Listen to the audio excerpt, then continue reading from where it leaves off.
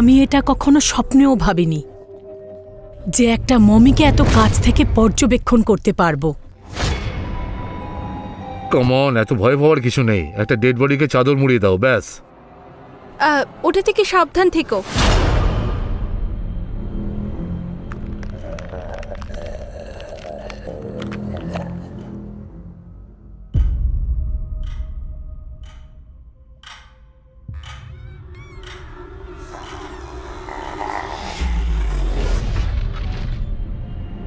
কেউ আমাদের কথা বিশ্বাস করবে না, সবাই ভাববে আমরাই এরকম করেছি।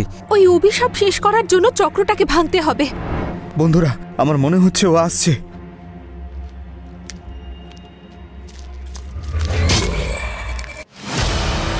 হ্যালো, একটা এমার্জেন্সি আছে। আপনাদের কোনো স্টাফ কি আমাকে শুনতে পাচ্ছে?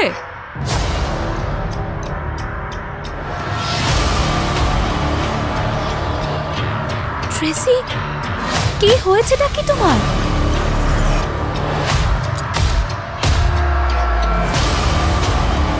প্লিজ